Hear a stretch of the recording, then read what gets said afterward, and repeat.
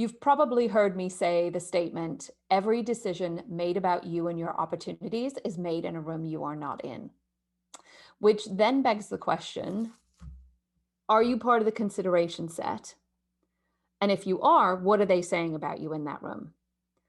None of that matters if you're not part of the consideration set to begin with. And in today's marketplace, the getting in the consideration set, especially when you're looking for a job, is incredibly competitive. I just heard the other day about a job that had over 1,300 applicants in less than 48 hours. You're not a failure if you're applying, but you do need a different methodology to get there. So continue watching, and we're going to talk about how to think about your customer funnel, think about how to market yourself, think about how to get yourself into the consideration set. Because once they're there, then we can talk about choosing the future you. So keep watching and learn more.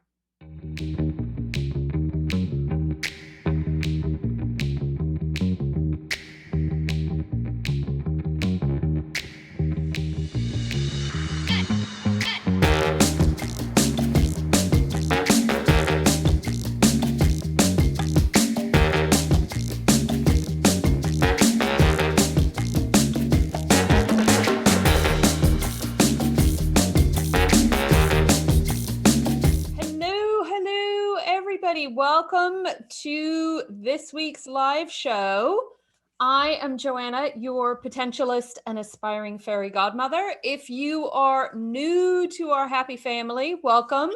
We love a camera on because we like to chat with you all and ask questions. Do keep yourself muted. But just as a reminder, we'll be having information to start with, sharing some ideas and some things that I would love you to think about when it comes to marketing yourself. Towards the end, we will be doing, and Kelly will be pulling out a name out of the hat of somebody who is still in attendance. And that person will be receiving a free 30-minute session with me one-on-one. We'll be sending you information after the show. And then once we close out the show, we will turn off the record button and have, for those of you who don't know, Cinderella time, where the fairy godmother will have some time with you to talk about your individual questions that you might have, both about today's show or anything else that you have challenges with. So turn your cameras on, get ready to ask questions. If you have any along the way or you want to tee them up, remember to ping the chat. Kelly is going to be there. Kelly, you want to give them a wave in your sequence? Also, to answer any questions, we're also going to be dropping resources and tools and anything else that we're talking about in the chat room. So feel free to add. So, oh boy, let me just say, when I first said, oh, we need to do a show about marketing yourself online, I thought things were going to be not so awesome in the post-COVID or the current COVID world in volume and how to stand out and all of that sort of stuff. And I have been talking to some of my former colleagues at other companies and some of my current companies that I've talked to about some of the volume numbers that are happening out in the big wide world today, and saw some really horrifying numbers. One friend from a previous life said that they had posted a position and got over 1,300 applications in less than 72 hours.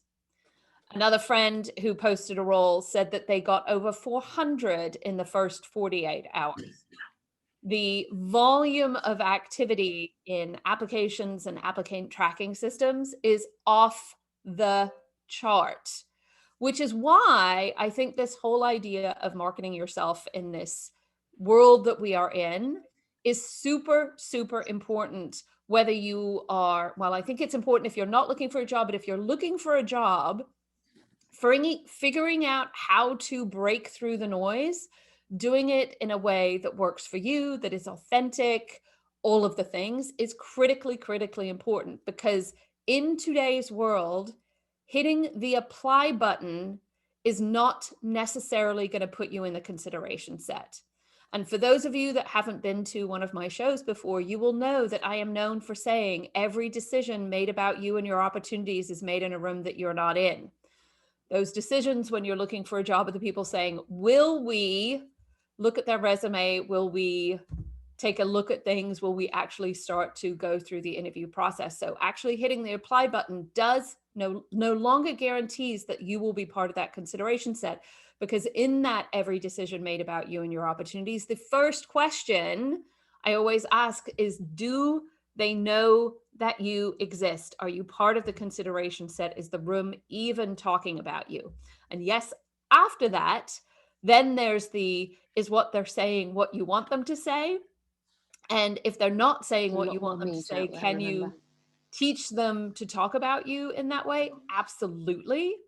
But ultimately, you've got to be in the consideration set first.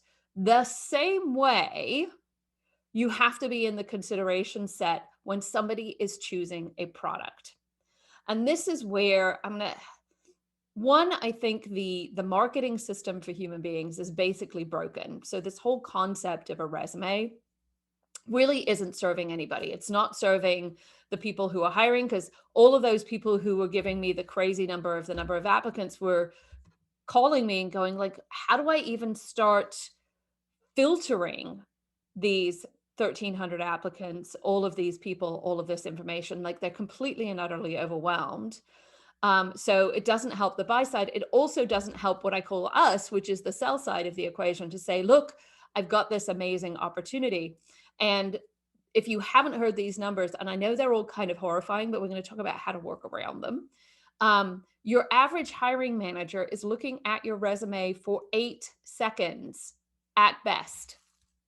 So if you are sweating bullets on what you are writing on your resume, you absolutely want to be thoughtful about it. But thinking about, well, is it this word or that word? People are scanning, both in the technical way and in the human way, your resume. That said, they are also scanning what is on your LinkedIn profile. So super important to look at that. The other data point that was shared with me with one of my friends who is an expert in the applicant tracking system space is that in today's market, the average candidate needs to apply for 150 roles, and these were pre-COVID numbers, 150 roles before they can get a job.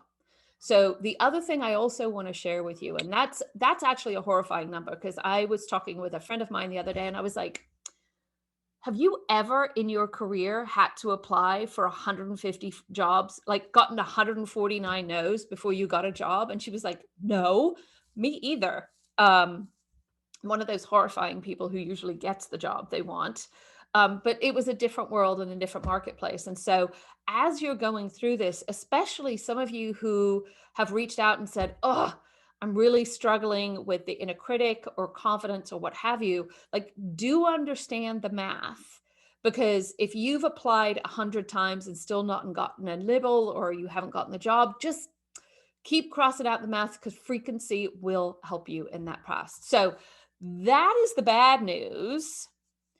Well, what is the good news? Well, the good news is you can actually take agency over marketing yourself. And you've heard a little bit of my language earlier where I was talking about the buy side and the sell side, because I think we actually have a huge opportunity to take all of the learnings that we have gained in marketing products and solutions in the world and apply them to human beings. Because the reality is you are at all times the CEO and founder of You Inc. It's actually Future You Inc. Because the thing that people are buying from you is a combination of your skills, your time, and your behaviors. And those three things make up, in essence, the product of you. And if you can make that product easy to understand, easy for people to recognize its potential, and then ultimately easy for people to buy, well, then people will be able to buy it. And you actually get to choose what is the product that you want to sell. And only because we had somebody on one of the Power Hour shows this morning who's been taking a lot of these learnings and applying them out in the real world. They actually went out on a job interview this week for a really fantastic role with a very interesting company. They had their value language and how do they describe the future them, and talked about both their potential and their experience. And then they got to know the interview person. And what I thought was really exciting about our debrief is not only did the hiring manager recognize her potential and remember her potential and understand how this person could be a value add to the organization, but in this particular situation, the candidate actually in the process was able to choose that she didn't actually want the job and that it wasn't the right fit for her. So this is a bidirectional marketplace. So yes, you get to choose, but you have to get in the consideration set first. Okay, so whoops, hit the wrong button on my computer and start doing a little show and tell. Hold on a second, because I pressed all the wrong things. There we go. Okay, so we have lessons to learn. For some of you, you might be like, especially those of you that are in the marketing world, you might be like, oh, this looks very familiar. This is a very, let's just assume for a second we are trying to sell this stool to people. One of the things that any good marketing person will start to think about first is, one, what are all their numbers? So what are their conversion rates from the initial exposure to a product all the way through to purchase? You hear people talk about the customer journey and the decisions a customer has to make along that. And there's the awareness phase, there's the evaluation phase, there's the decision-making phase. But as you can see, the numbers go down in this process. And this is the marketing funnel that somebody might use to actually have somebody choose to purchase a stool. Now, we're talking about a very boring product right here. Well, it might be quite helpful for somebody, but you are a little bit more interesting than that. But there is still a marketing funnel that we need to consider. And so if you think about what is the sales marketing funnel for people, it starts out with actually a marketing activity that happens on the employer side, where they are writing a job description that is appealing to you. And this is the thing, for those of you who haven't written a job description before, do remember that part of the job of the job description is actually to make the job sound appealing so that you want to apply for it. They actually work quite hard. It's why often when you go to a company website and in the employment section, you'll see all sorts of videos and testimonials from other employees about how fun it is to work at the company and all of those sorts of things. So that first step in getting you to view the opportunity, the sales funnel actually starts in the hiring side of the camp. Then you get to applications. We've done 1,000. I think this is not an unrealistic number these days. Now, for those of you that are panicking and going, oh my God, I have to compete with 999 other people, do understand in this talent marketing funnel, there are a lot of people who just hit apply to everything. Now, you should also be aware that the applicant tracking systems also then do not only a filter on skills, it's in essence SEO optimization on your resume, but they're also filtering on what they consider spam. So as an example, one of the largest applicant tracking systems in the United States looks for resume submissions for multiple companies. And one of their default settings is that if you submit your resume more than 10 times through them, not even knowing it's them, through the system, and the resume looks exactly the same, they'll actually kick you out of the system because they think you're spam, which I know when I have had to look for jobs, I've certainly put more than 10 applications in one day, especially in this digital world. So understanding that each submission when you're putting something in needs to be unique to the role and to the opportunity is critically important. I will also give you a little bit of a hack when it comes to applicant tracking systems, and especially the easy apply button. Word on the street is that several companies are actually pre-filtering you if you are hitting the easy apply, because, and I quote, it is sending a message that you couldn't be bothered to customize your submission to me, therefore I can easily filter you out, which is a little disappointing. I will say that, because I sit here and I go, you put the easy apply button up there saying, let's make it easy for you, but you actually are not standing up to that. That might not be the case for everybody, but I generally tell people, look, let's be cautious and actually think about that. But you can see you've got views of the role applications filtered by the applicant tracking system. You then have a secondary filter by the recruiter. And if you think about the recruiter, again, you think about the 8-second review. They have probably got, if you put yourself in their shoes, what is the information that they need to be able to pitch you then to the interview panel or to the hiring manager, really understanding what they need. They will probably have a specific set of criteria that they've gone through, and then the final step is the interview. So as you're thinking about your journey through this marketing funnel, instead of just saying, okay, I need to write a resume and it needs to be one size fit all, what I challenge you to start thinking about when you're thinking about your own marketing strategy is, what are the goals for each step of the process?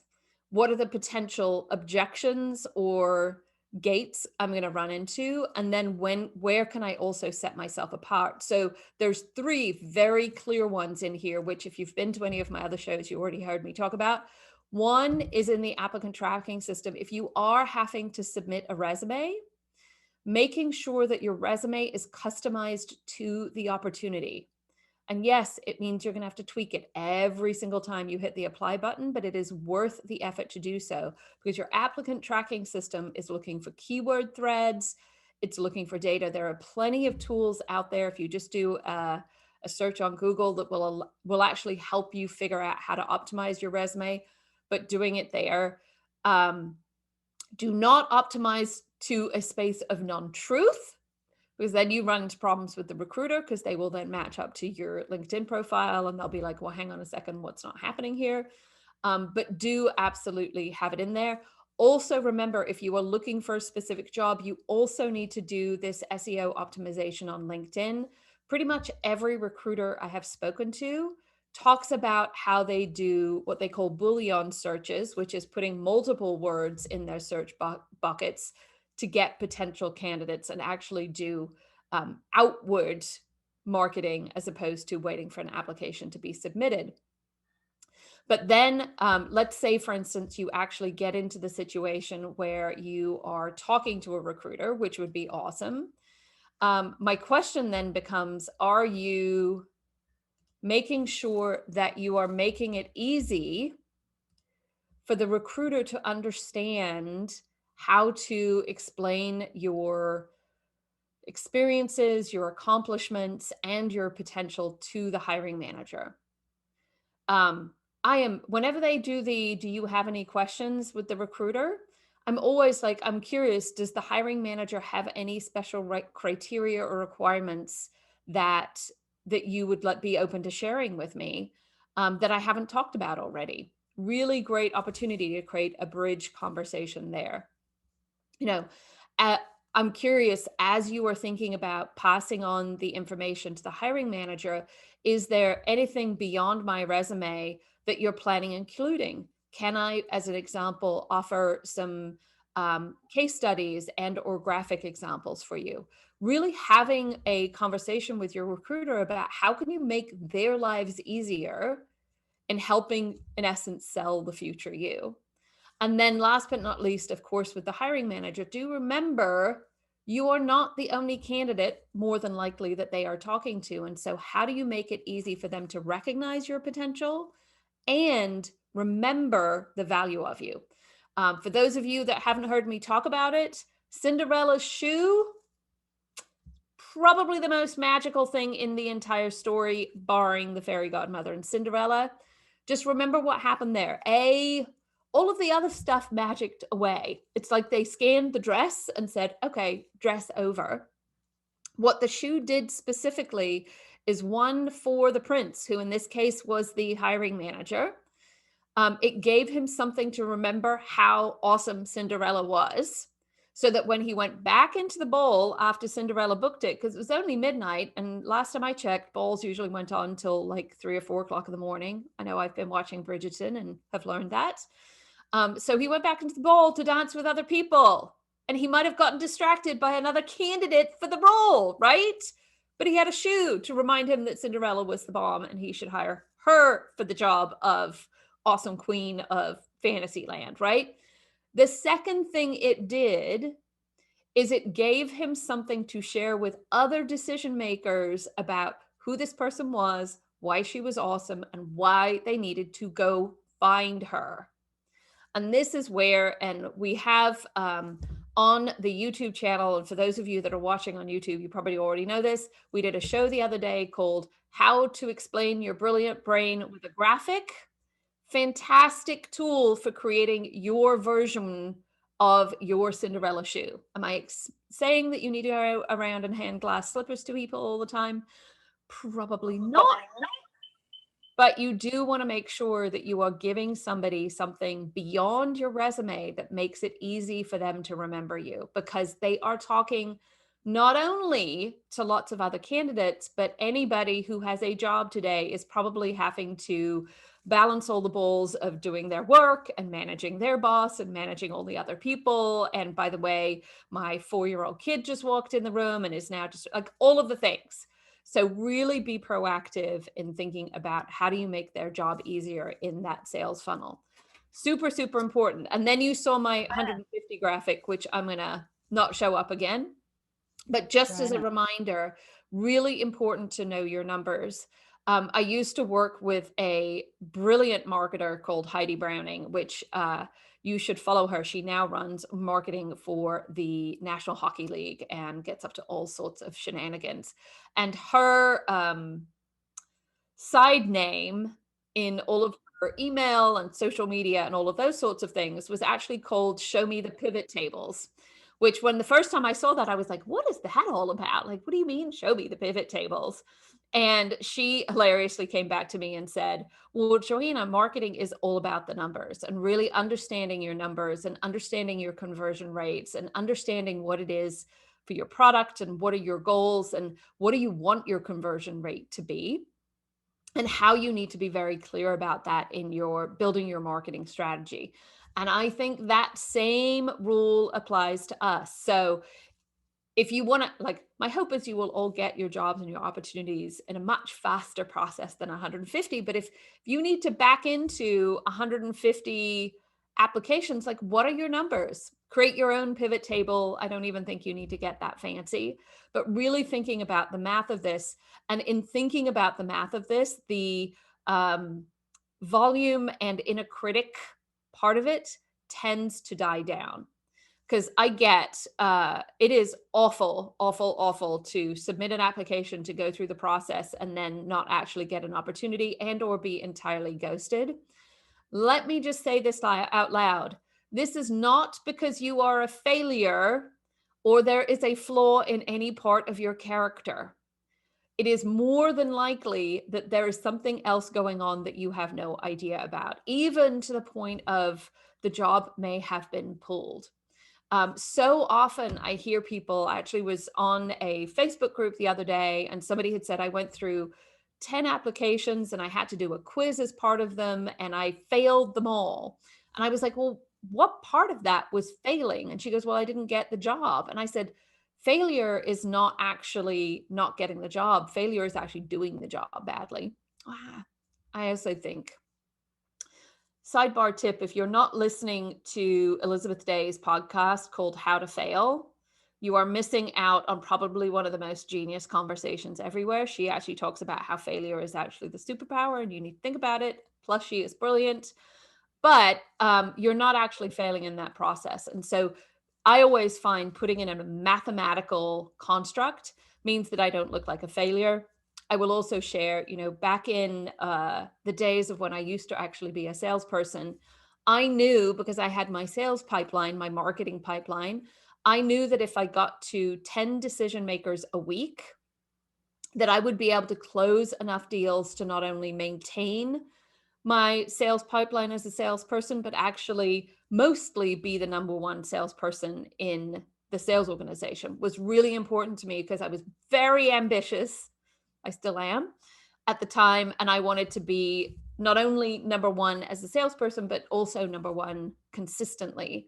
And I figured out what my math was. And so as I would go out and sell the product I was selling in the days, and this was quite a long time ago, when I would get a no, I'd be like, this is not a problem because it's one more no before I get to a yes. So really kind of channel your inner salesperson, or if you're having a hard time with that, go find somebody who you know who is a salesperson and talk about how they use that as fuel to help you through what is a kind of a challenging process. So think about your numbers. Okay, so Joanna, you have time for a comment on this? so we open up for comments and conversations during the Cinderella time, and I'll be letting you know when that's happening. So just a heads up on that. Okay, so what do you do? So now you're like, okay, I got the numbers. I need to create a marketing plan. What are the questions you need to ask yourself? And shoot us a note at hello@theamplifylab.com if you want us to send you these questions right after this. We will, actually, we'll just include them in the follow-up. So 1, ask yourself, who is the customer that you want to have buy you?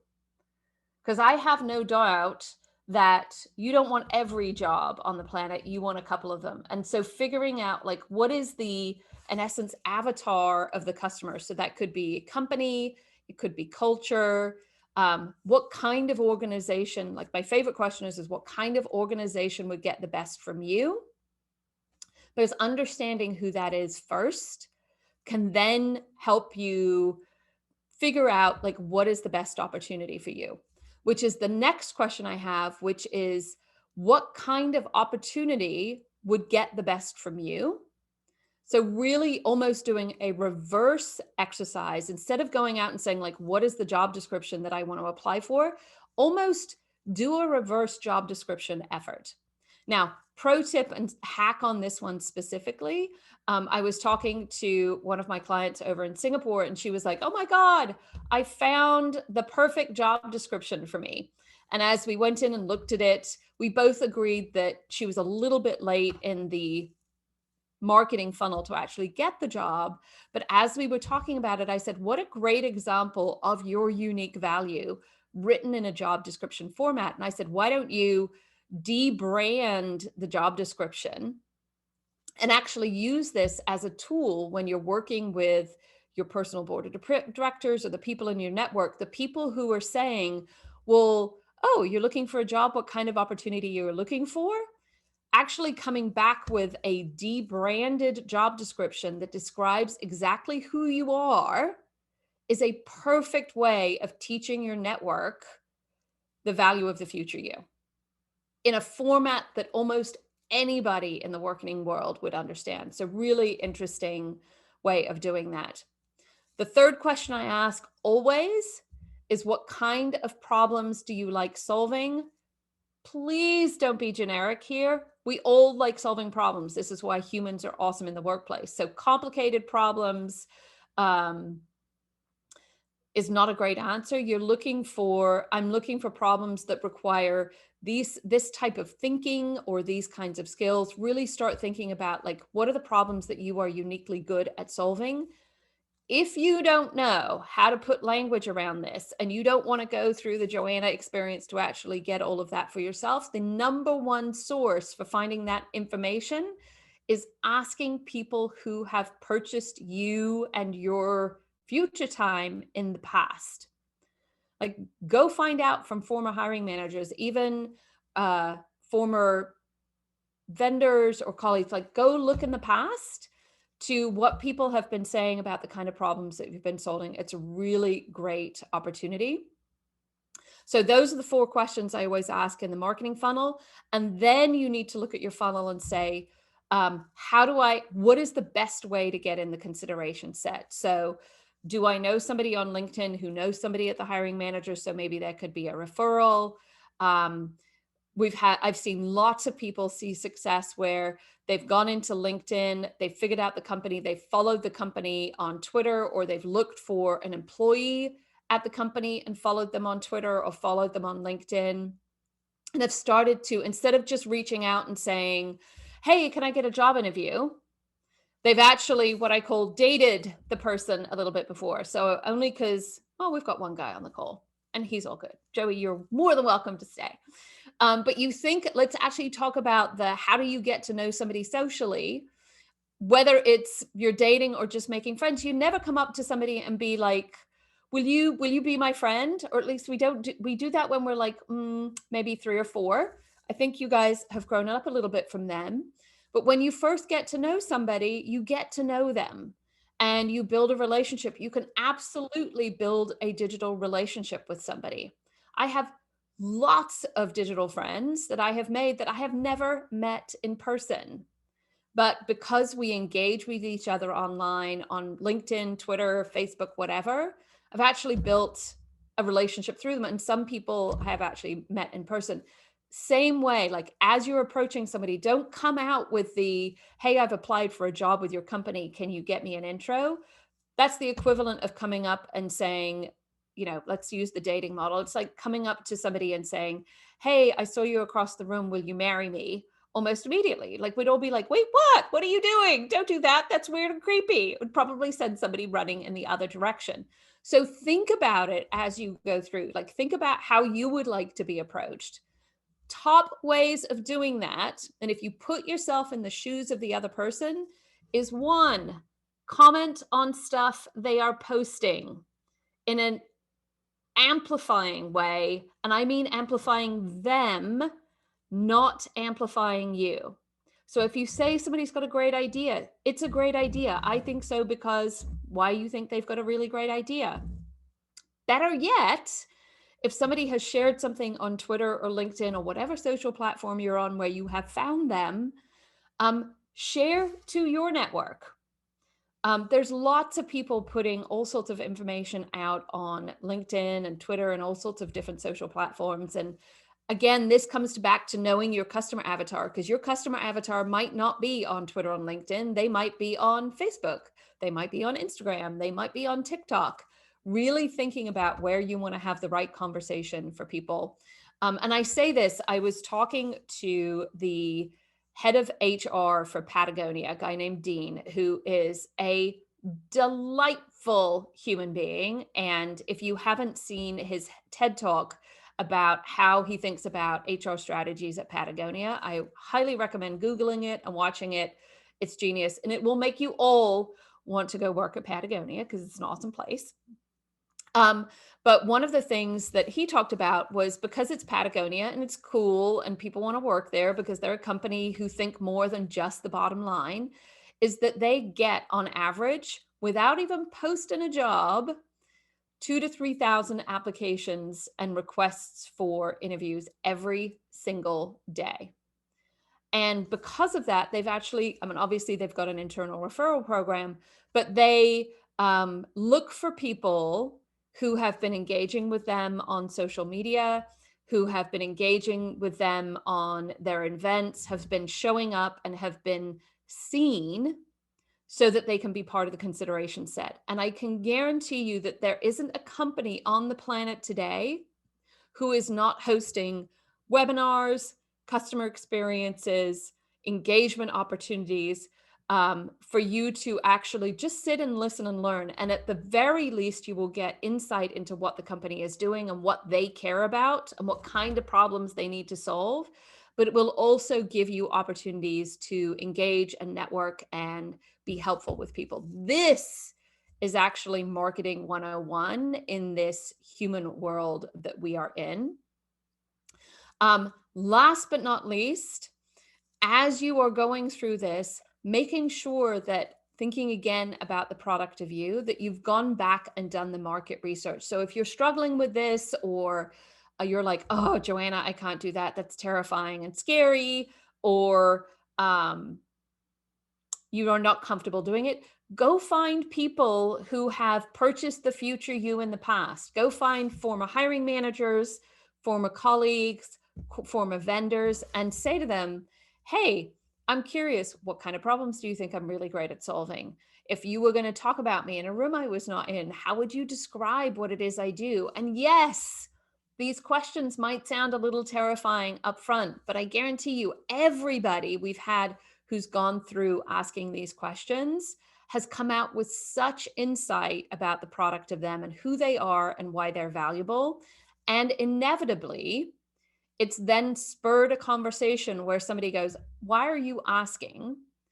And again, if you want to go back and look at the YouTube show from last week's show, we talked about how your network is the most useful tool for getting you in the consideration set. And it's going out and teaching your audience about the future you that makes a really big difference. Now, if you are interested in doing this with me directly and actually going through the whole process, as always, and just a heads up, we've just relaunched the one-on-one programming, both for I just need a transformation session or what we call the full fairy godmother experience. You can find information on both of those on joannablore.com. Just do the I'm here for, and you'll be able to pull down and find out those sorts of engagements and how they work. So for those of you who are ready to double down and do that, that's absolutely there.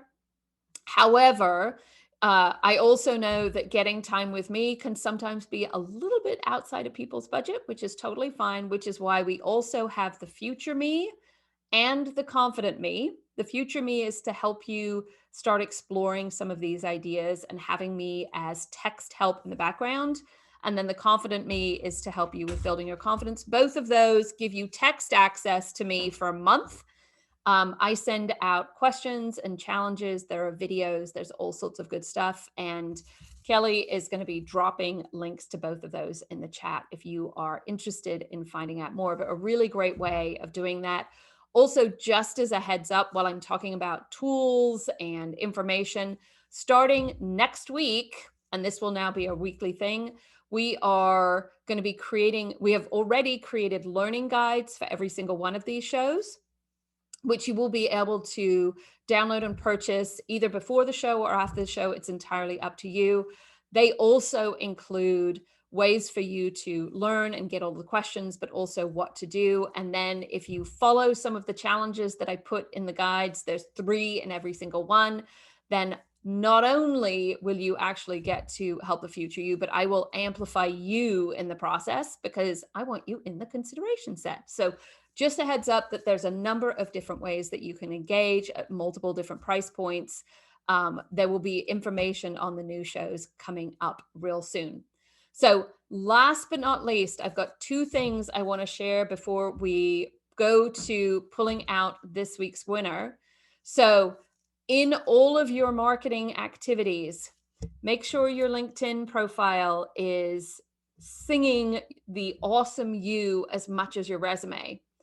Do remember that LinkedIn also gives you the opportunity to publish your own opinions and your own ideas. You can put that in the About section, which is where a lot of recruiters are looking to find out more information after they've done a quick scan of your background. There's also a featured section. And if you go look at my profile, you can see I use this fairly prolifically to put videos and links to some of my portfolio. And then being active on your activities. Literally, just give yourself the task of posting either an article written by somebody else or commenting or sharing like twice a week.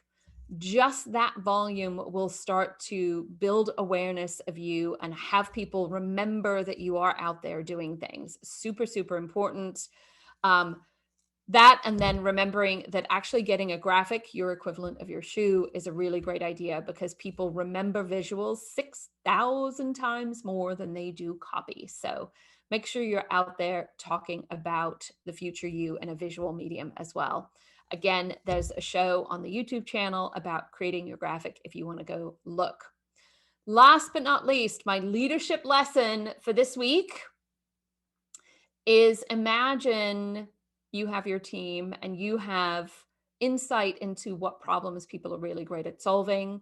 You have the opportunity to put somebody in the consideration set. You actually have the opportunity to be a fairy godmother for somebody else. I actually think in the entire Cinderella story, that is the missing win. The happily ever after is not to be Cinderella and marry the prince. The happily ever after is to be the fairy godmother. It's the best job ever. So when you are working with your team or creating opportunities for feedback, feedback doesn't always have to be a criticism. It can actually be an amplification. So when you're seeing somebody do work, don't just say great job. Give them the language that describes why you think it's a great job. I see so many people say, oh, my boss tells me I'm really good at getting things done. You all have heard, get things done, girls, get given stuff to do. We don't want that. What you want to know is why and how, and that they trust that and finding out that information. So if you're in a leadership role, I challenge you this week to tell one person on your team why they are really, like, what is their process of solving problems that you think is really admirable, because it will give them the language that they can then share with others in the future, which is awesome. So those are all of my ideas and things to think about when it comes to marketing. I hope this was all super helpful for you today and gives you some ideas on how to stand out and how to get beyond the 1,300 applications and be tenacious in your activities. So we are now going to flip over to the Wheel of Awesome. Who, Kelly, this week is going to win a 30-minute one-on-one with me? Well, this week it is Tirtha Chavan. Chavan? Yay! Hope I got her last name right. Awesome. Well, we will be sending you a note out on how to get that on the schedule. It's nice to see you again on the show. I know you've been active behind the scenes there, so this was kind of a win for you there. Just as a reminder, come with the answers to what is your ball, because the fairy godmother can't help the person get to the ball without knowing what it is. But do remember that if you want the full transformation, that actually, we need to do a little bit more work than just the 30 minutes. So come with an open mind on how I can help. Do your homework. Actually come with some of the stuff today and we're going to help out with that. So FYI, for those of you that haven't seen, we do this every week and we are there to help out. So those are the winners this week. Kelly, we want to hit pause on the recording. So bye to everybody in the YouTube audience. It was nice chatting with you again this week. I hope you found this helpful. But we are now going to talk to the people who are showing up and do questions. Ultimately, we're here to help you figure out how to teach other people who the future you is so that you can be you in the future. Because the clearer you are about who you are, what you want, and teach other people why that's awesome, the more likely you get to be you. I know, it's a bit of a circle. I'm Joanna, your potentialist and fairy godmother, and I wish you the very best. Thanks for coming.